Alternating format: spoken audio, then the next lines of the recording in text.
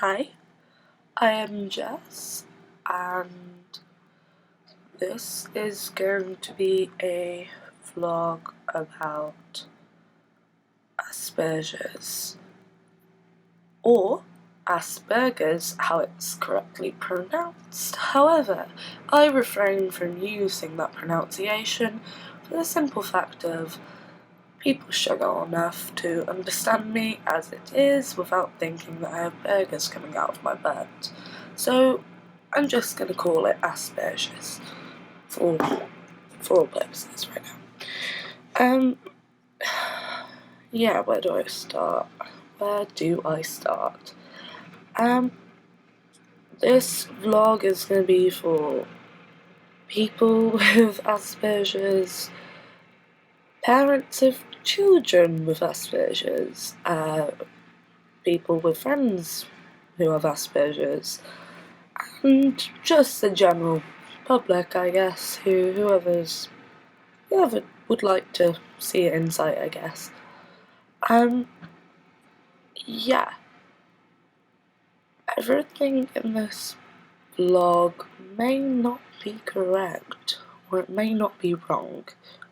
I don't know. I'm just gonna tell you all about my life and things that I've gone through and how I deal with what I've got. Asperger's is very individualistic. That's why I can't say this is right. Everyone with Asperger's feels like this and copes in this way and does this and acts like that and has these interests, because they don't, and that's an important piece of information for you. Yeah, I was diagnosed with Asperger's quite late, just before my 17th birthday. I'm 19 now, so I've had a couple of years to sort of comprehend who I am, why I am like I am, which parts of me is Jess and which parts of me is Asperger's. So I would not say that I'm an expert on this because I'm very not, and I'm confused by myself daily. In fact, my whole life is practically a contradiction, hence why I cannot say that what I'm saying is right or correct, because I don't know. And yeah, so because I found out that I found out my diagnosis quite late, it was very hard for me to adjust to it, because even though I've been living all my life with this, it was a bit of a shock to sort of like realise that all those years when I thought that was weird or strange, or I didn't understand people and people didn't understand me, I didn't understand myself, where this all came from. And so in some aspects I'm so glad for my diagnosis, because it's just made me feel so much better about myself and it's helped me reach a better understanding of myself.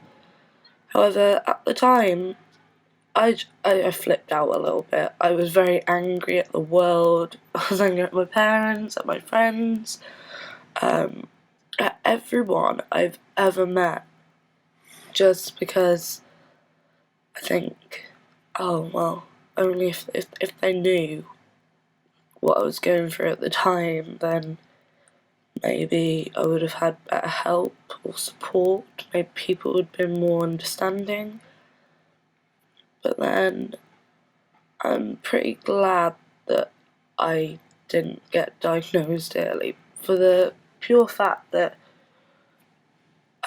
instead of people just accepting me for who I am, I had to learn the hard way of earning people's respect, which at times I lost a lot of myself from that, because as opposed to most people with Asperger's who may pick up interests in, I don't know, relatively normal things, I don't know, science or computers or animals, or this is just, I'm just listing off what I used to be interested in before I decided to adjust and adapt to the people around me.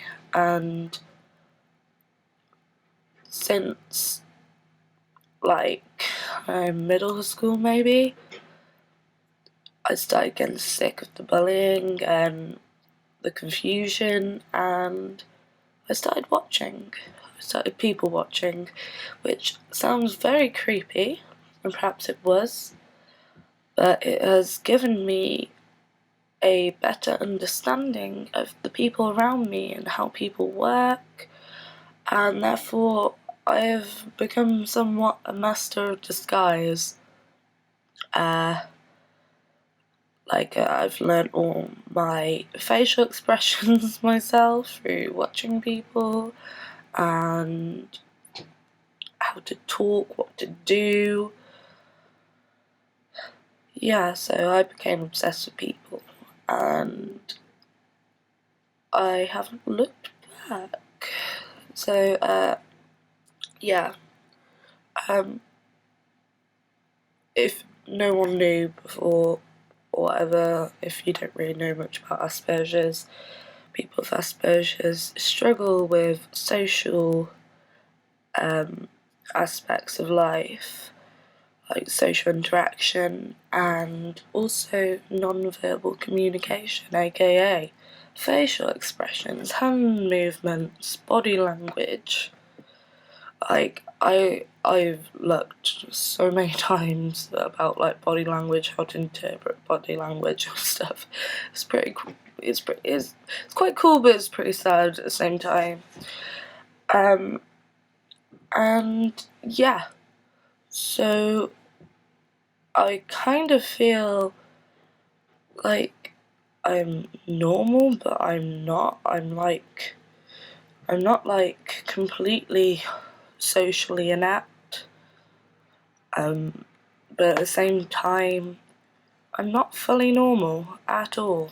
I don't fully always get it right, and but it's good because I think from learning how to interact with other people and stuff, it's allowed them to accept me for who I am, if that makes sense, because it's more of the fact that I've tried to be accepted by them, which they have, and then I've slowly let in the weird.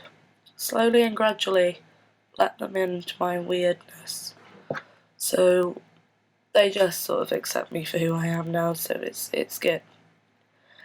What was I gonna say? I was gonna say something. Sorry, I can't focus right now because there's like construction work outside, so and also the fridge was buzzing a little bit, which is very irritating. That's another aspect of Asperger's, like senses. I get very sensitive to light, so like indoor fluorescent light is a no. I can't bear it at all. It makes me feel sick. It just hurts my head and I don't like it. And then noises affect me a lot. I hear a lot of noises that people probably won't really notice, I guess. So, but I will go into detail another time about what sort of things Asperger's people have to deal with. But yeah, this vlog is just me talking. I may ramble sometimes. I often forget what I'm saying most of the time, because I've just got so many thoughts going through my head. It's very, very confusing to keep up.